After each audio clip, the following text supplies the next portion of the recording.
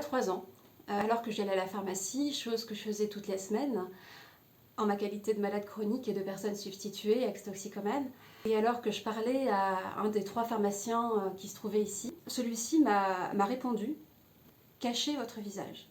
Comme s'il aurait fallu que j'aie eu honte d'avoir eu une maladie. L'addiction est une maladie, comme si avoir triomphé de cette addiction serait encore une honte. Ce qu'un professionnel de santé formé, alors pas très formé en effet sur tout ce qui est prévention, surtout sur les conduites addictives, etc., mais qui est néanmoins un professionnel de santé, qui doit avoir une parole juste par rapport à son client, voilà ce qu'il m'a répondu. Cachez votre visage. Il avait insisté là-dessus.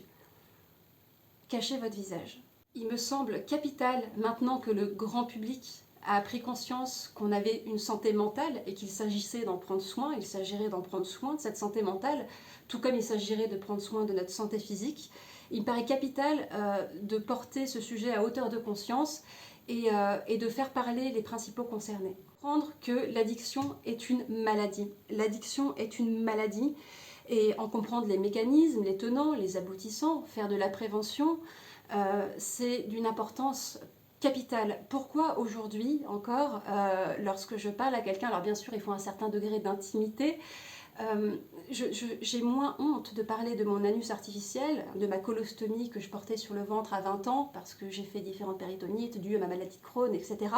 Pourquoi j'ai moins honte de ça que de dire je suis substituée, j'ai eu un passé avec les toxiques, avec la morphine, avec l'héroïne, peu importe, avec les opiacés.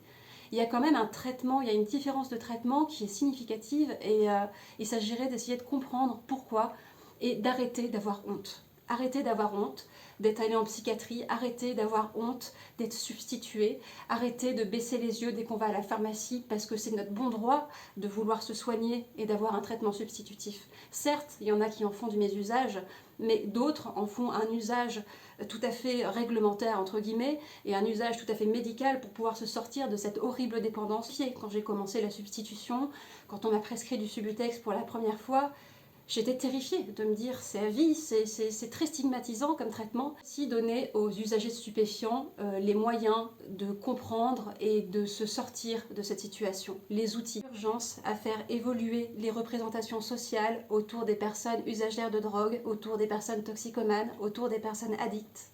Touche toutes les strates de la société, l'addiction. On ne se rend pas compte, mais le panel de gens consommateurs, de cocaïne, d'alcooliques, que j'ai pu rencontrer, et vraiment c'est troublant à quel point aujourd'hui on est une société malade, une société consommatrice de stupéfiants illicites comme les médicaments, parce qu'il y a aussi les accros aux médicaments dans un pays qui est le premier prescripteur de psychotropes et d'antidépresseurs, d'anxiolytiques au monde. Vous imaginez bien qu'il y a un vrai problème par rapport à ça. Les personnes qui souffrent de schizophrénie, les personnes qui souffrent de dépression, il s'agirait un petit peu de comprendre tout ça et un regard un petit peu plus bienveillant, un petit peu de bienveillance et de compréhension et de curiosité. Si j'ai en effet envie de parler et besoin de parler de santé mentale, d'addiction, de toxicomanie, j'ai aussi envie d'aborder des sujets tels que la violence de l'institution hospitalière. On ne pourrait pas soupçonner, mais qui est pourtant bien présente et qui est la résultante d'un business hospitalier qui amène les institutions et les hôpitaux à se dépourvoir de plus en plus de leur personnel.